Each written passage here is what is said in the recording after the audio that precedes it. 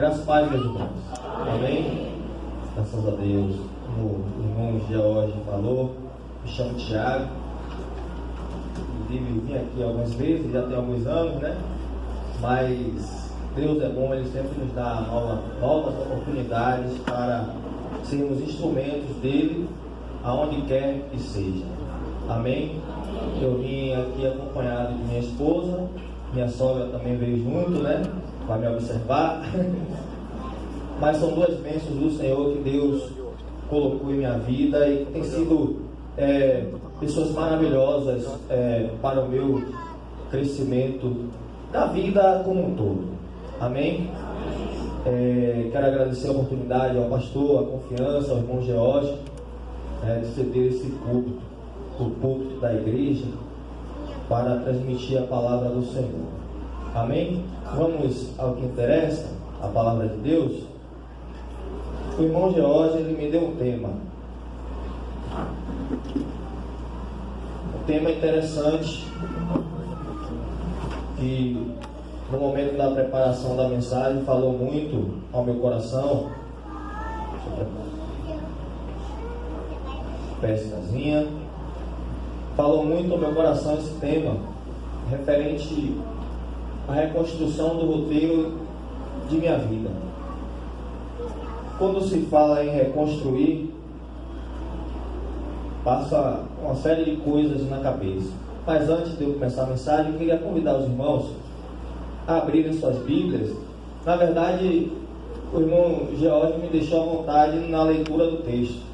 Tem um texto ali, mas eu, orando a Deus, Deus me levou ao texto de Lucas, capítulo 15, versículo 11, que é um texto bem conhecido, que fala da parábola do filho pródigo. Lucas capítulo 15, verso 11. A parábola do filho pródigo. Uma parábola bem conhecida, mas que trata de uma história muito bonita.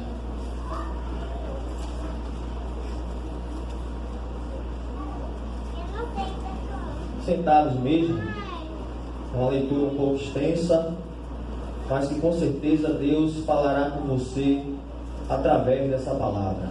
Amém? Você crê nisso? Amém. Você não vai sair daqui nessa noite sem ouvir a voz do Senhor. A voz do Senhor, ela é poderosa. A voz do Senhor está sobre as muitas águas. A voz do Senhor despede chama de fogo.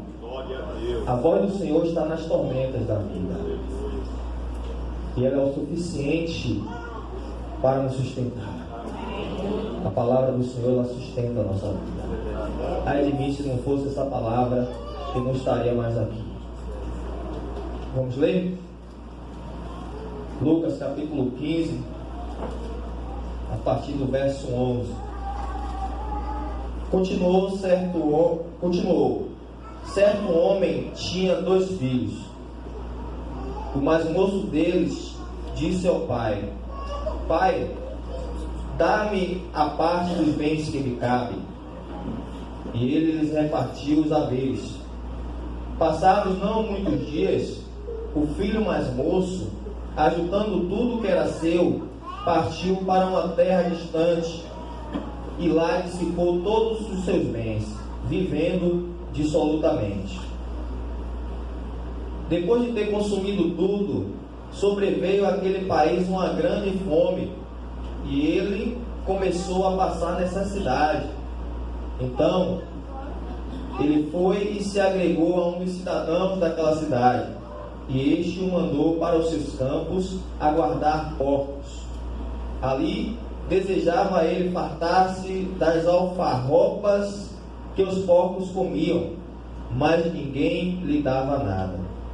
Então, caindo em si, disse: Quantos trabalhadores do meu pai têm pão com fartura, e eu aqui morro de fome?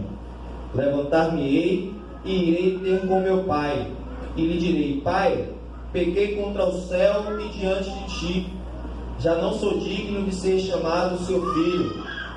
Trata-me como um dos teus trabalhadores. E levantou-se e foi para seu pai. Vinha ele ainda longe, quando seu pai o avistou, e compadecido dele, correndo, o abraçou e beijou. E o filho lhe disse: Pai, pequei contra o céu e diante de ti, já não sou digno de ser chamado teu filho.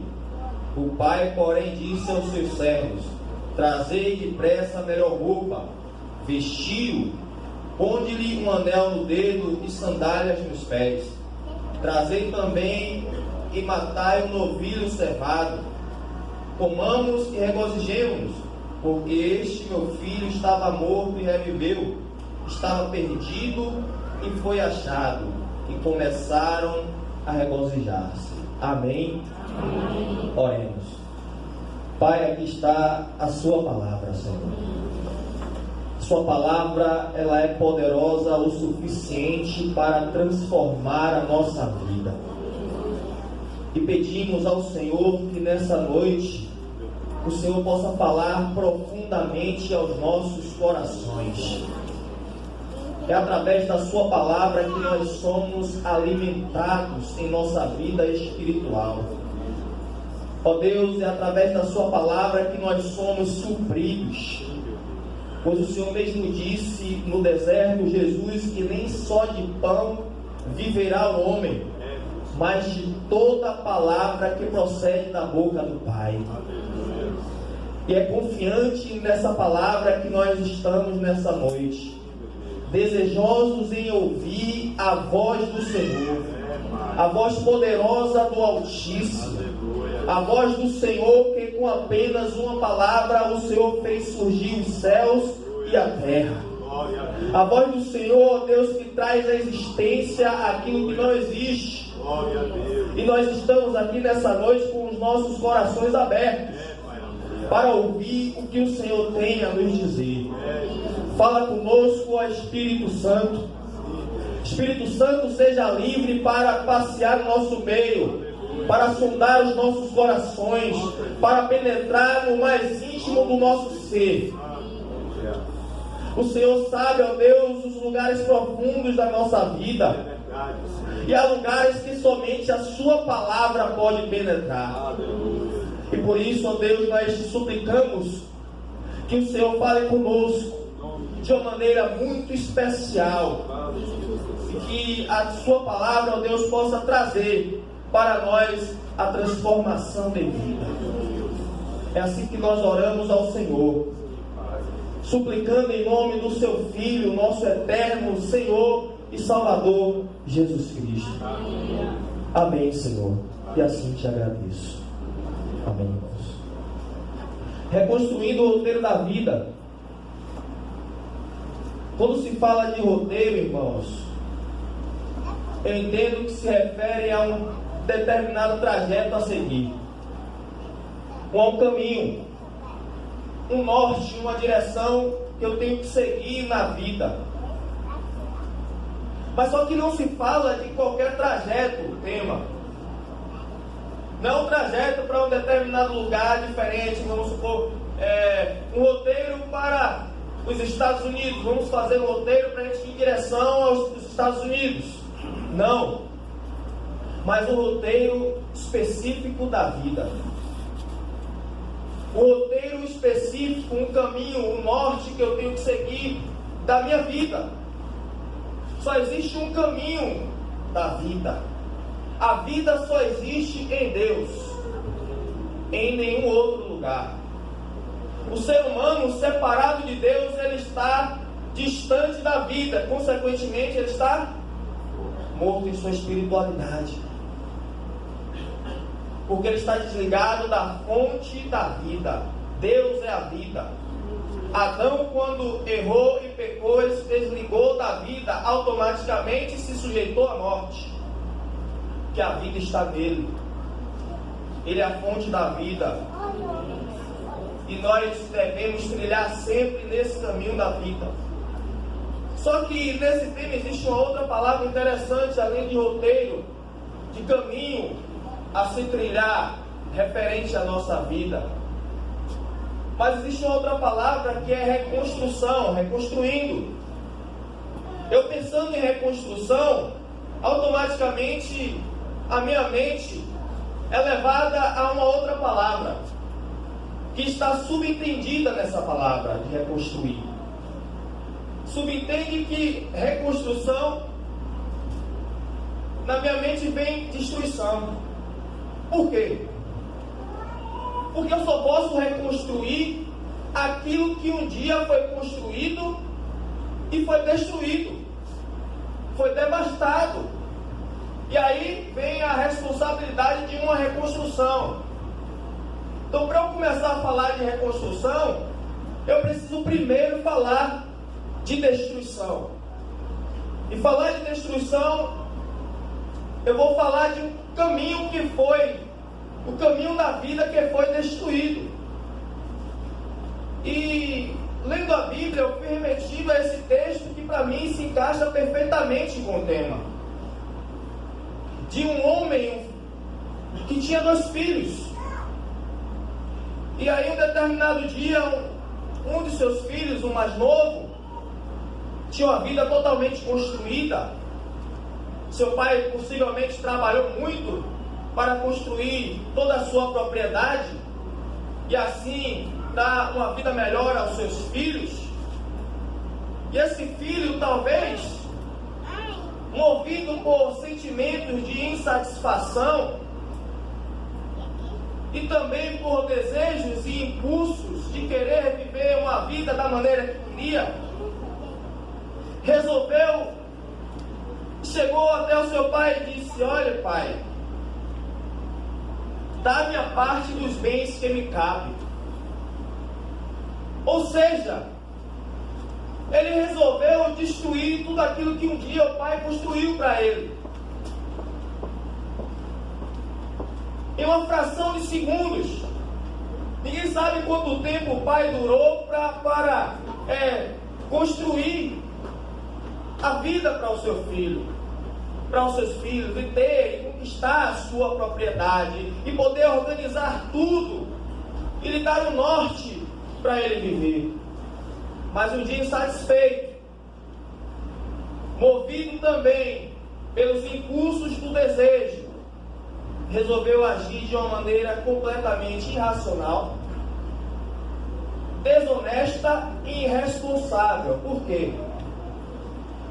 Porque naquela época, principalmente entre o povo judeu,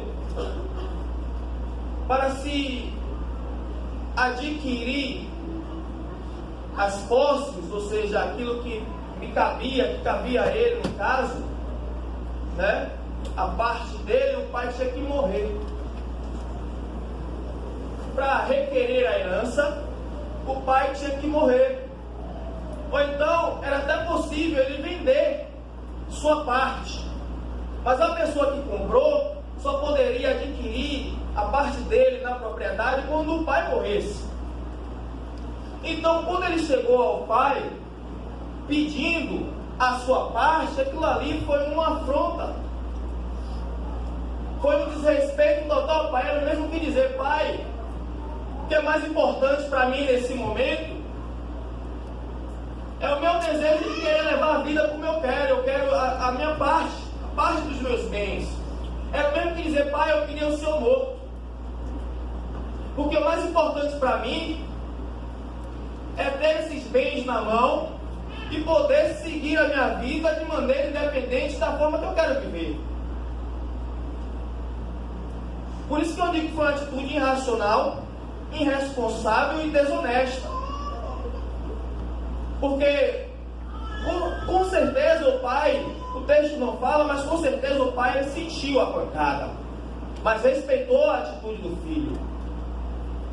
Aquilo ali foi um absurdo. O que ele fez foi um absurdo naquele contexto. Talvez para nós não, mas naquele contexto cultural foi um absurdo para o pai. Aquilo ali foi um desrespeito. Ele desonrou o seu pai naquele momento. E quando se desonra o pai, consequentemente se desonra a Deus, porque existe um mandamento: honre o teu pai e a tua mãe, para que se prolongue os dias da sua vida.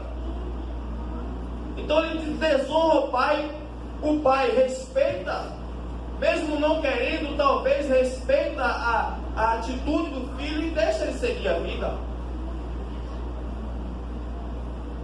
E essa atitude irracional, todas as vezes que nós agimos dessa forma, por exemplo, quando alguém resolve destruir o roteiro da vida que Deus construiu para você, essa atitude é uma atitude completamente irracional. Sabe por quê? Romanos capítulo 12, verso 1, se eu não me engano, diz o seguinte: ofereceis os vossos corpos como sacrifício vivo, santo e agradável a Deus, e isso será um culto racional. A palavra grega aí para racional é logikos. Logikos também pode significar lógica, ou aquilo que tem sentido. Paulo está dizendo o seguinte, que a vida que realmente tem sentido e faz sentido para o ser humano é quando ele se submete a Deus e oferece a sua vida. Não há sentido na vida do ser humano quando ele está distante de Deus. Só faz sentido, só tem sentido na vida quando ele entende o Deus Criador, né? Senhor de todo o universo, que criou todas as coisas, que formou tudo, até mesmo ele. Quando ele entende que ele deve se submeter e sujeitar toda a sua vida no altar desse Senhor, aí a vida dele passa a ter sentido.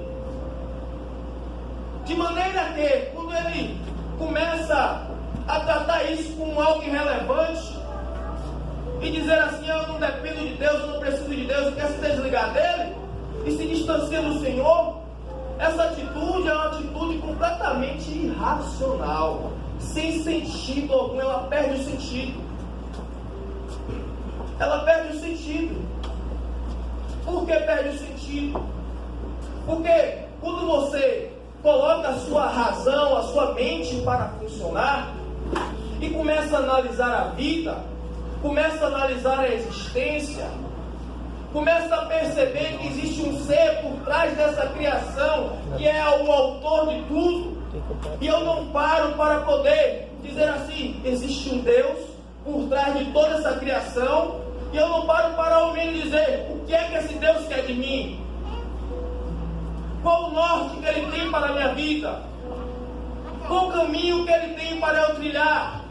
Será que eu estou incluído nos seus planos? Aí você vai para a Bíblia, vai para a palavra, e a palavra mostra: olha o caminho que Deus tem para você, esse aqui. Ele é o Criador de tudo. E aí você começa a entender e a perceber que as coisas estão começando a fazer sentido. É verdade. Existe um caminho a trilhar. Deus propôs esse caminho para eu seguir. Então você percebe o papel da razão e do pensar no meio da sua espiritualidade. Ou seja, a religião e a fé, ela não suprime a sua capacidade de pensar e de entender aquilo que realmente faz sentido. E viver uma vida não devotada a esse Deus é viver de maneira irracional, totalmente impulsionado e controlado pelos impulsos carnais e pelos sentimentos. Foi o que aconteceu com esse jovem. Impulsionado por sentimentos, talvez de satisfação com o ambiente. Poxa, eu tenho que viver aqui controlado por meu pai. Eu tenho que viver aqui dirigido pelas regras do meu pai. Eu estou crescendo, estou me tornando homem. Eu preciso viver a minha vida. Mas não era o momento para ele seguir a independência dele da forma como ele queria. Estava insatisfeito, desejando outras coisas, desejando outros caminhos, desejando satisfazer os impulsos do seu coração.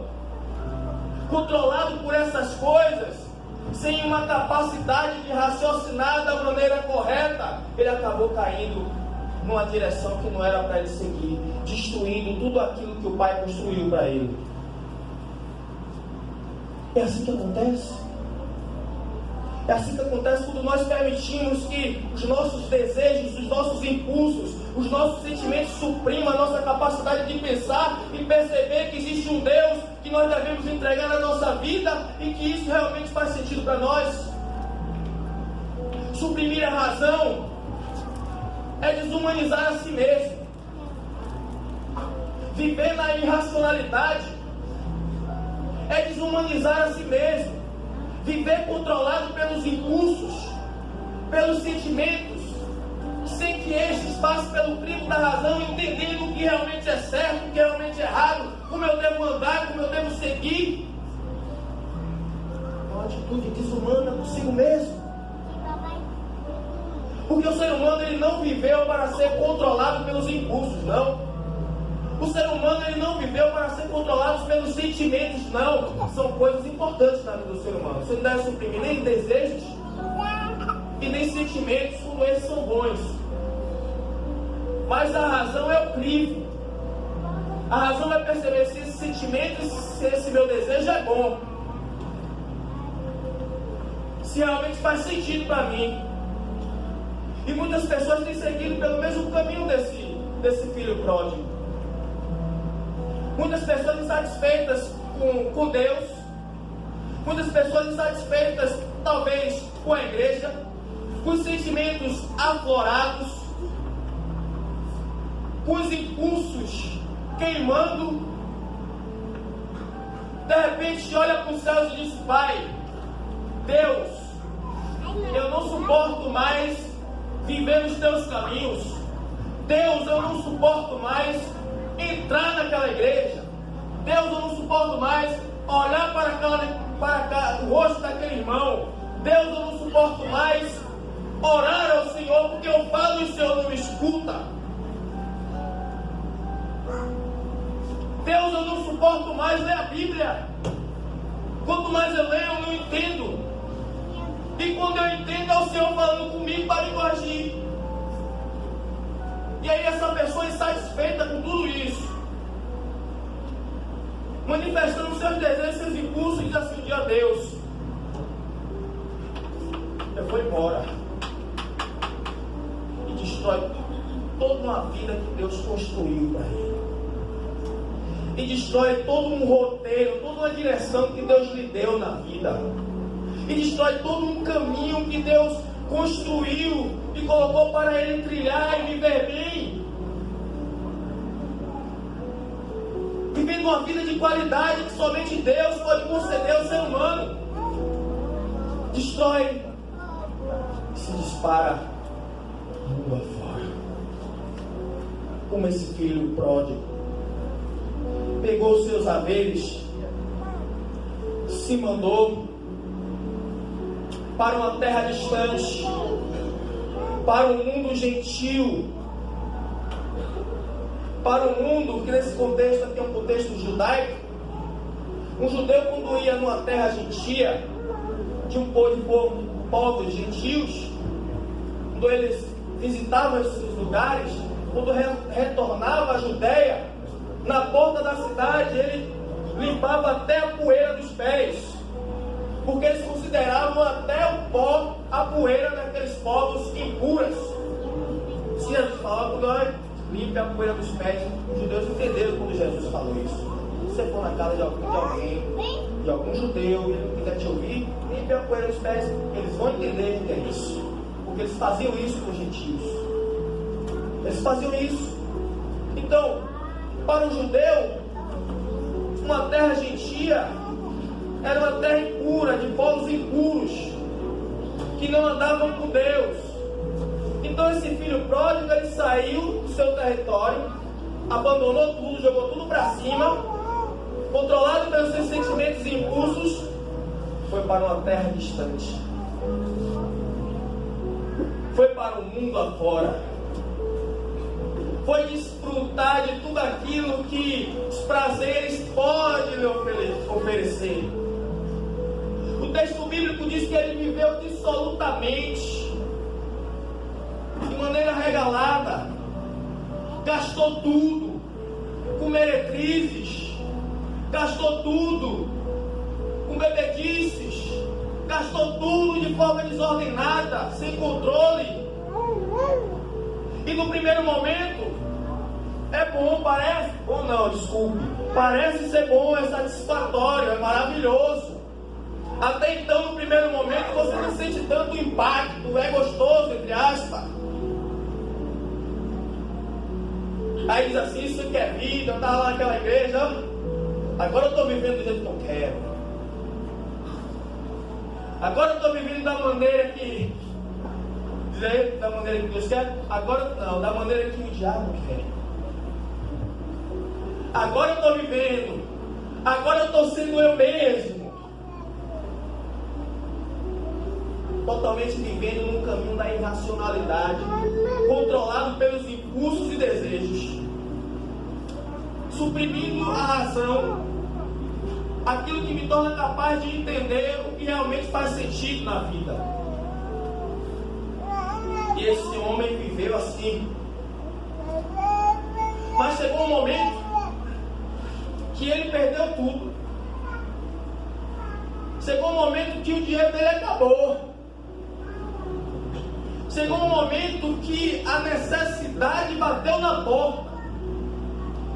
Chegou um momento que o vento frio o atingiu.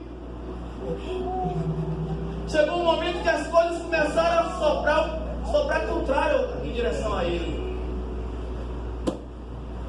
Chegou o momento do lamento. Chegou o momento da angústia. Chegou o momento do vendaval na porta dele.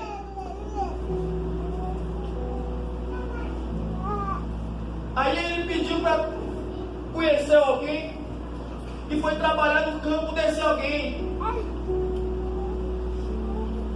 E fez o que mais?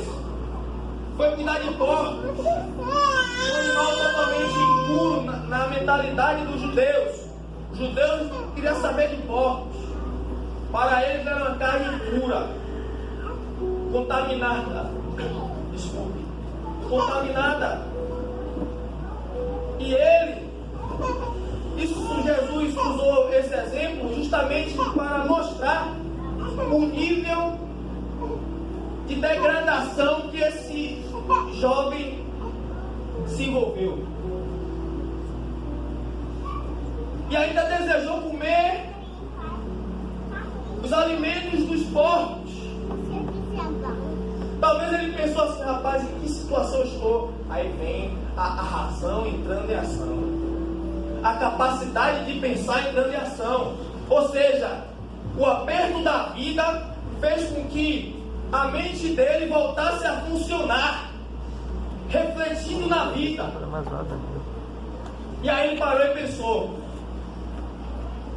Uma parte do texto diz assim: então, caindo em si, disse: quantos trabalhadores de meu pai têm pão, e eu aqui morro de fome. As tribulações da vida, ocasionadas por ele mesmo, o levou a refletir, a pensar. Olha o contraste. Para se desviar de Deus, andar longe do Senhor, é necessário suprimir a capacidade de pensar, não é isso? Ou eu estou errado? Suprimir a capacidade de pensar e de entender que a vida com Deus faz mais sentido. Nossa mente tem essa capacidade. Na leitura da Bíblia e observando todo o ambiente, você vai entender que existe um Deus que tem uma vontade para nós. E esse é o caminho a seguir. Quando o homem suprime isso, ele se distancia das coisas de Deus. Mas nesse momento aqui, as coisas se inverteram. Ele parou para refletir e segurou um pouquinho os seus impulsos. Ele disse: rapaz, meu pai tem servos lá que está numa condição melhor do que a minha. E eu estou aqui morrendo de fome. E agora o que é que eu faço? Aí ele disse: já sei. Olha a capacidade capacidade de pensar e refletir naquilo que faz sentido. Já sei. Vou me levantar, irei ter com meu pai, e lhe direi: Pai, pequei contra o céu. Olha ele idealizando tudo antes de executar. Pequei contra o céu e diante de ti. E levantando-se, voltando ao 19, porque pequei contra o céu e pequei contra ti, porque a atitude dele foi um pecado tanto contra Deus tanto contra o Pai. E ele idealiza: eu preciso me levantar, eu preciso sair daqui. Eu preciso sair daqui, eu tenho que fazer alguma coisa. Eu vou retornar para o meu pai, pelo menos para ser um servo dele. Pelo menos isso. A vida dele estava totalmente dilacerada, uma condição totalmente deplorável. Isso que acontece, é isso que acontece na vida de um homem sem Deus, de um homem que resolve deixar os caminhos do Senhor para viver a sua própria trilha. Isso é o que acontece. É isso que acontece. Quantas pessoas vivem uma situação ruim? O coração do homem ninguém passeia, né? Só Deus passeia. Às vezes as pessoas demonstram aparentemente uma certa alegria, mas no coração dela está lá um vazio tão grande. Um vazio tão grande. Os problemas batendo na porta.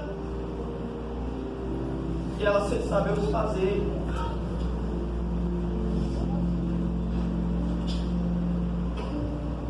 Quantos jovens que se distanciaram do Senhor, quantos homens, quantas mulheres que se distanciaram do Senhor, destruindo o caminho que o Senhor criou para eles, que o Senhor projetou com todo amor, com todo carinho.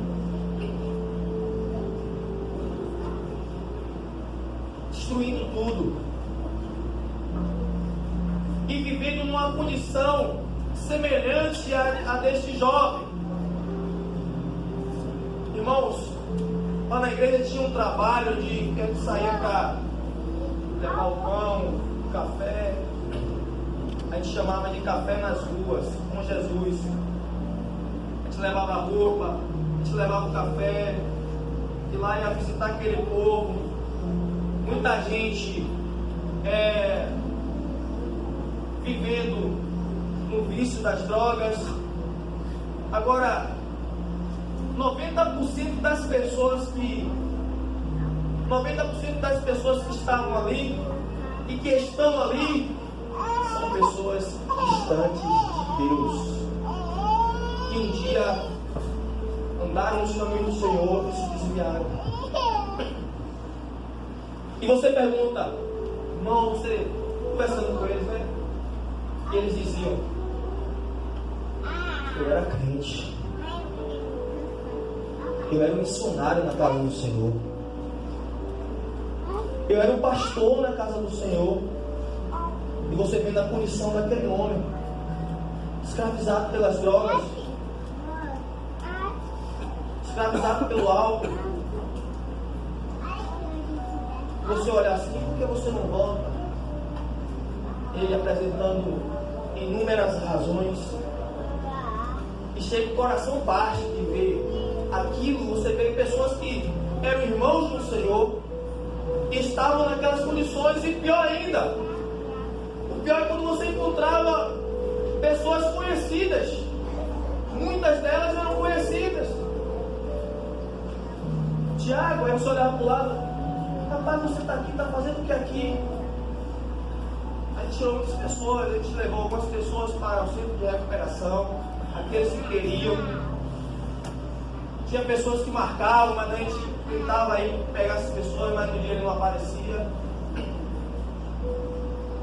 Mas muita gente que um dia tentaram caminhar com Deus e que construíram uma vida com Deus, mas que resolveu jogar tudo para cima, tão somente para viver controlado pelos impulsos. Viver controlado pelos impulsos é um perigo. Nós temos uma natureza pecaminosa, temos, mas há um perigo muito grande de se submeter a ela. Se submeter a si mesmo em minha natureza pecaminosa é torná-la um Deus para mim mesmo. Porque o que é servir a Deus segundo Romanos capítulo 12, versículo 1? Entregar o meu corpo como sacrifício vivo, santo e agradável a Deus. Santo e agradável a Deus. E isso é um culto racional. E isso é o que realmente faz sentido.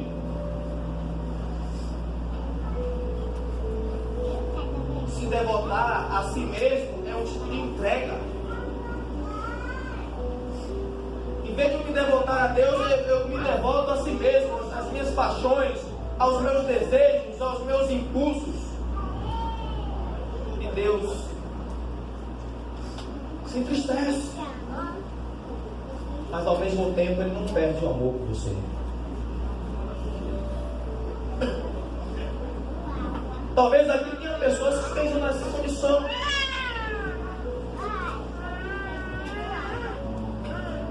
Talvez aqui tenham pessoas vivendo assim. E talvez não saibam o que fazer. Talvez esteja desejoso em querer se levantar novamente, mas não encontram forças. Mas é preciso ter determinação para isso. É preciso ter determinação para isso. É preciso parar e refletir na vida.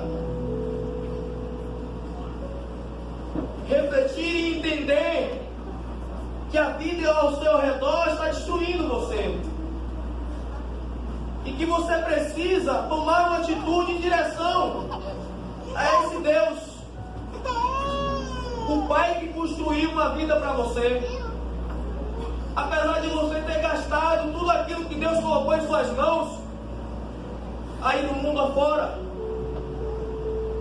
E o que foi que Deus colocou em minha mão? A própria vida. A minha vida, essa vida aqui não é minha, é de Deus. Essa vida que você está vivendo não é sua. Deus lhe deu para você administrar.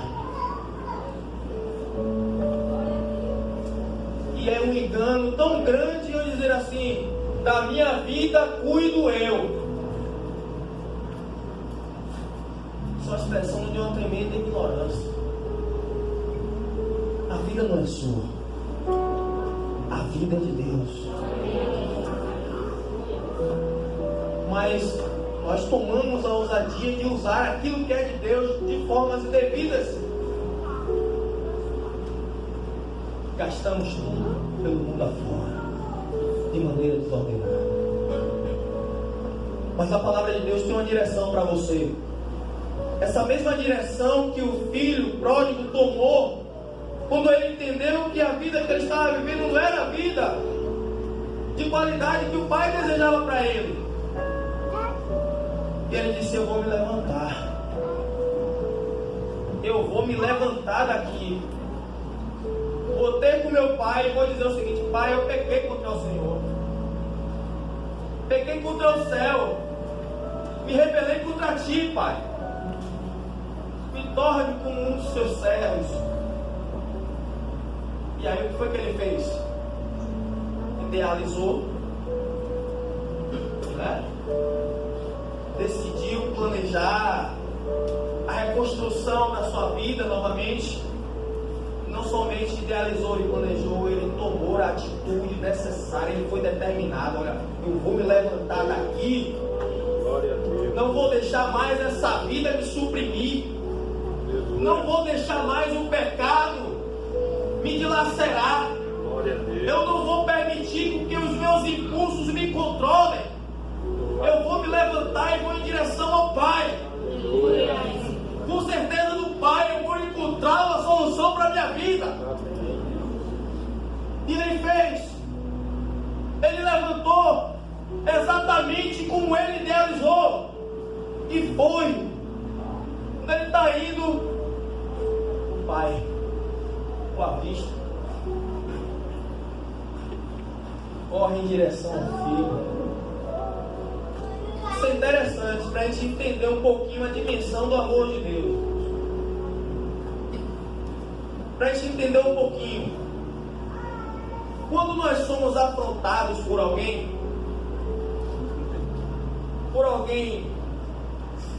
próximo a nós, ou até pessoas não próximas, o que é que acontece? Quando você é ferido por alguém, qual é o sentimento que vem logo ao nosso coração? É responder da mesma forma, não é isso? Às vezes quando pisam no nosso pé, pessoas que nos ferem diariamente, o nosso desejo é querer agir da mesma forma. Se ele vier, tá certo com Deus, se ele retornar aqui, ele vai achar. Esse é o desejo humano, a natureza humana. Mas esse homem se levantou, foi em direção ao Pai, e antes mesmo dele proferir as palavras que ele idealizou, pedindo perdão ao Pai pelo que ele fez, o Pai correu em sua direção e abraçou antes dele proferir qualquer palavra. Antes. E Jesus contou isso justamente para demonstrar a dimensão do amor que Deus tem por nós. Não demonstrar de maneira plena, mas usando uma figura para aproximar um pouco do tamanho e da grandiosidade que é o amor de Deus. Antes dele proferir as palavras, o Pai o abraçou e disse: meu filho. Aí disse: Pai, eu peguei contigo, peguei contra o céu, fiz o que era errado. O Pai o abraçou e disse: olha, pega a melhor veste, coloca nele, pega um anel, coloca no dedo, as sandálias também, pega o melhor animal, coloca aí que a gente vai fazer uma festa aqui. Esse é o amor gracioso de Deus, o Pai foi ferido, foi. Talvez ficou até chateado com o filho, pela atitude, pelo comportamento. Mas ao mesmo tempo, o desejo de querer ver o filho de volta estava no seu coração. Eu acho que o pai todos os dias ia naquela direção para ver se o filho ia retornar. Acho que ele acordava assim pela manhã, só estou parafraseando, irmão. Acho que ele acordava pela manhã na expectativa do retorno do filho. Foi por isso que ele o avistou primeiro. Acho que ele acordava, deixa eu ver se meu filho está voltando. Poxa, meu filho não veio hoje, não veio mesmo. E eu acho que ele não perdeu as esperanças de ver o filho voltar. O amor do pai aflorou no seu coração, o amor pelo filho. Meu filho vai voltar um dia. Meu filho vai voltar um dia. Meu filho vai voltar um dia. Era um desejo ardente no coração do pai, a expectativa do retorno do filho. Antes mesmo do filho proferir qualquer palavra de pedido de perdão. Isso é a graça de Deus. A graça de Deus não depende das minhas ações, das minhas atitudes, não, irmão. Foi por isso que ele morreu primeiro. Ele morreu primeiro, ele não esperou vamos dizer: oh Deus, nós iremos nos arrepender e como o Senhor morreu pela gente. Ele não esperou isso. Ele tomou a iniciativa de dizer assim: olha, os homens pecaram contra mim, feriram a minha santidade, afrontaram a minha santidade, se rebelaram contra mim, mas a minha natureza amorosa não me permite fulminá-los sem antes tentá-los atrair. Foi assim que ele fez. Aí você me pergunta, será que Deus poderia não morrer, bolar esse plano de salvação por nós? Impossível. A natureza dele não permite isso. A natureza dele é amor pleno. É impossível Deus não querer nos salvar. É impossível. Eu vou salvar esse povo. Eu amo esse povo. Eu amo esses pecadores. Eles me afrontaram, se tornaram meus inimigos, se rebelaram contra mim. Mas o meu amor é maior. Glória a Deus. O meu amor é maior. Glória a teu nome, Jesus. E ele tomou a iniciativa. Que iniciativa foi essa, irmão? Antes de você que se distanciou do Senhor tentar retornar para pedir perdão a Ele, já tomou uma iniciativa muito grande. E os braços dele ficam abertos na cruz. Glória a Deus. Ele disse, rapaz, dá um jeito. Foi o que ele fez. Pois Cristo Jesus, subsistindo em forma de Deus, não julgou como usurpação por ser igual a Deus, mas a si mesmo se esvaziou, assumindo a forma de servo, sendo reconhecido em figura humana, foi obediente até a morte e morte de cruz.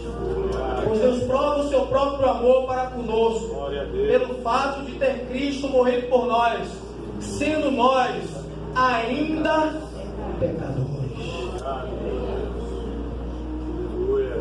A dimensão desse amor não se pode medir. Glória a Deus. Você pode até tentar calcular. Você pode até tentar calcular. Glória ao teu nome, Jesus. Mas a nossa mente é inalcançável. Ou seja, isto é, esse amor é inalcançável pela nossa mente, no sentido de entender plenamente. E aquilo que nós entendemos é o suficiente para nos suprir. Deus te ama, Deus me ama de uma maneira que você não entende. Glória a Deus. É de uma maneira incompreensível. É de uma maneira que muitas das vezes a lógica humana não entende. Porque quando o homem erra, a tendência é que a justiça se direcione a ele. Alguém que lhe feriu, que cometeu um assassinato, e você tem que perdoar. Alguém que ofendeu profundamente você e sua família, até tirou alguém da sua vida, e você tem que demonstrar esse amor por ele. Perdoar é um negócio e a nossa mente não entende muito, porque o perdão está relacionado a esse amor que está numa dimensão incompreensível. É por isso que muitas das vezes nós não pedimos o perdão, porque eu tenho perdão de tudo daquele que fez isso, aquilo, outro.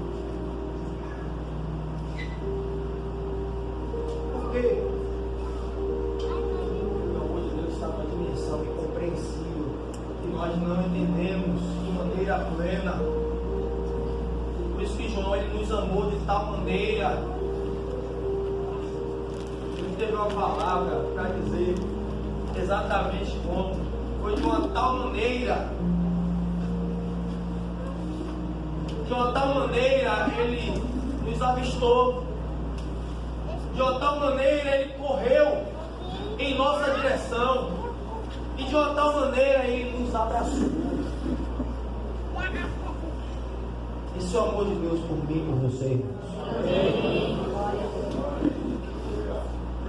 Não perca isso de vista, não. O amor de Deus por mim e por você, porque isso aqui vai nos sustentar os maiores dilemas da vida. Não perca isso de vista, porque isso aqui vai nos sustentar. É esse amor. Esse amor tirou muita gente que vivia numa condição social deplorável, afastada da sociedade, hoje está aqui. Recuperou a dignidade. Glória a Deus. E hoje é bem visto, porque hoje ele carrega o nome de Cristo em si. Era mal visto. Hoje é bem visto. Glórias. Porque um dia ele resolveu fazer como esse jovem aqui, esse filho, eu vou me levantar. Não vou deixar que o pecado me oprima. Não vou deixar que o pecado me escravize. Não vou deixar que o pecado me destrua.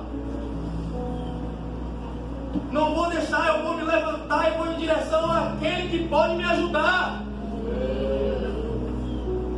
E aquele que pode te ajudar, que pode me ajudar, está aqui nessa noite.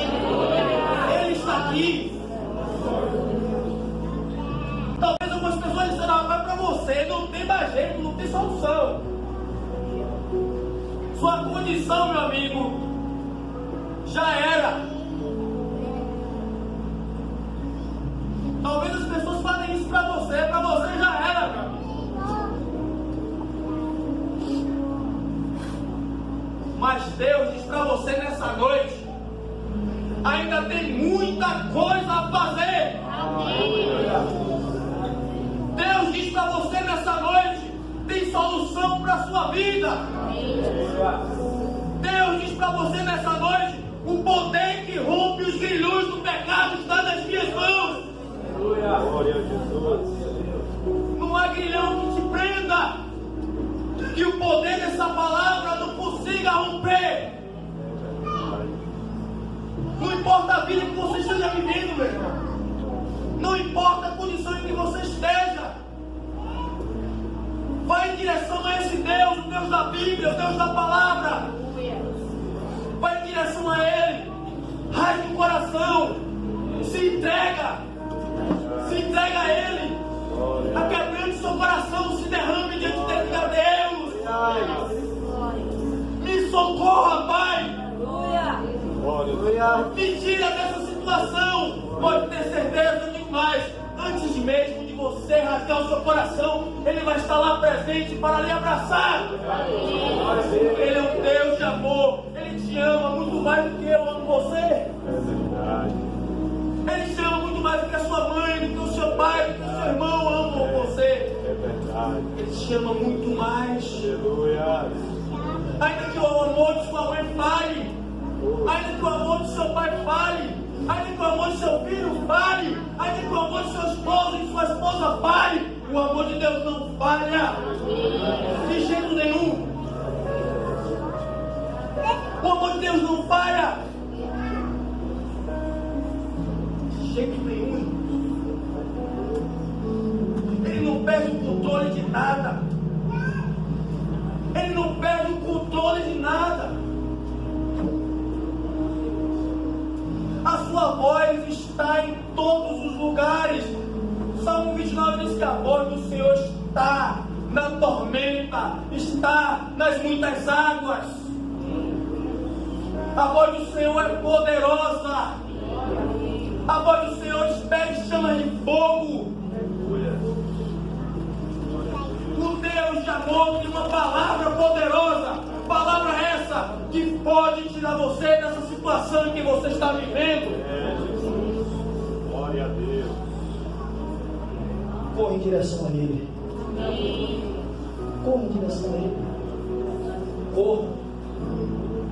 Faça isso. Eu quero ver a sua vida ser transformada. corra. Falo isso porque eu não nasci no Evangelho. Não nasci no Evangelho. Eu vim de uma vida de aprisionamento do pecado também, desfrutando de tudo aquilo que eu queria desfrutar. Mas um dia entendi. A minha consciência comecei a cair em si. E vi que aquela vida que eu estava levando, meu amigo, só ia me levar para a morte. Porque quando eu não ando no caminho da vida, automaticamente eu começo a andar no caminho da morte. Só existem dois caminhos. E eu entendi, rapaz, existe um Deus que me ama, que está no céu, mas que também está aqui, pertinho de você. Eu rasguei meu coração para ele e disse: Deus, me tira daqui. Me tira daqui, Senhor. Deus, sua mão forte me tirou. Desde os meus 19 anos, eu tenho 32 anos. Desde os meus 19 anos eu sirvo ao Senhor. Muita luta e dificuldade. Mas a graça do Senhor repousa sobre a minha vida e ela me sustém. Se eu cheguei até aqui, meu amigo, foi a graça de Deus e o seu amor manifestado. Nada de mim. Muita luta. Muitos pensamentos de desistência. Muitas frustrações. Muitas angústias. Muitas perseguições. Afrontas. Eu tive tudo na vida para abandonar Jesus. Tive tudo na vida. Dizer assim: rapaz, não quero mais saber de igreja não. Mas ao mesmo tempo eu olhava lá para trás, ó, e vi de onde foi que o Senhor me resgatou. Aí eu disse: voltar para lá é uma atitude completamente irracional.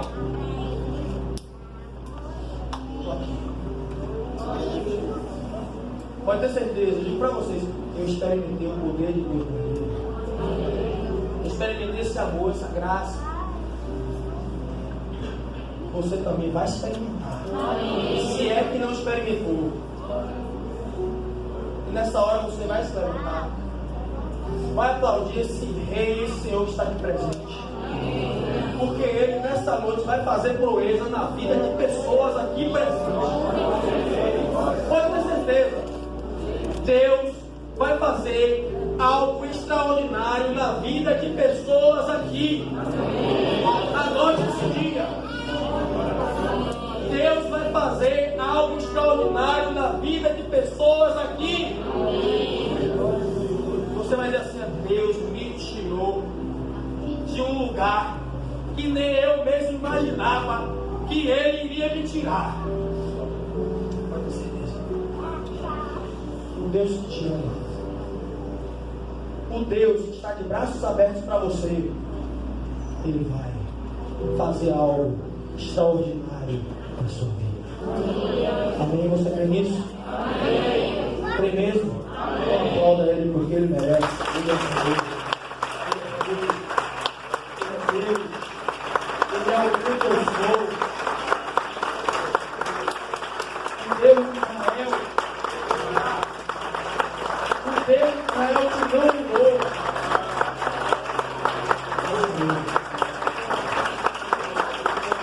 Continue crendo nele. Continue crendo nele. Continue crendo nele. Creia nele. Creia nele. Ele é poderoso. Ele é poderoso. Jesus de Nazaré, o grande eu sou, ele é poderoso. Amém. Que Deus te abençoe.